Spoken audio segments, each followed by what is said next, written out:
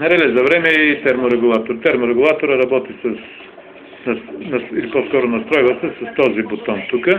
Като се завърти по посока на часовниковата стрелка, се увеличава температурата, на която сработва. Ето сега тук виждате, задал съм някаква температура, която се вижда от термометра, който ще сложим при яйцата.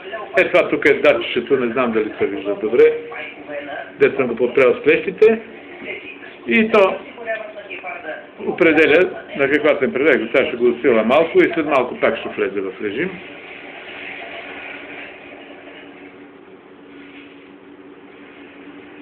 Много го усилих, по-трудно ще влезе, ще го намаля малко. Така е, сега ще почне. Да. Добре. Да видим как работи обаче релето за време. Релето за време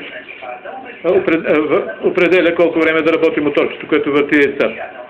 Значи, с този потенциометър, когато го въртиме по посока на часовниката стрелка, намаляваме времето за работа. А когато го въртим наляво или по посока, обратно на посоката на часовниката стрелка, се увеличава времето. Сега сме задали някакво време и за да видим колко време сме задали, посредством долния бутон, всъщност тук, че ги слагаме на различни места при различните кутии, натискаме и виждаме тук, аз съм включил уреда, колко време ще държи 220 волта, само че тук при нас напрежението е малко по-високо.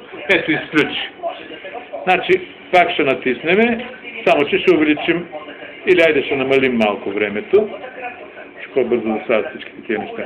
Натискаме, включва се, изключи. С горното копче, като го натиснеме, постоянно стои включено, докато не пуснем копчето. Ето, пуснах го копчето. Натискам копчето, включва се. Тук се поддържа някаква температура, негова си. Общо взето това е. Значи на тия терморегулаторчета и релето за време, те са аналогови, много стабилни, трудно се развалят. Благодаря ви за внимание.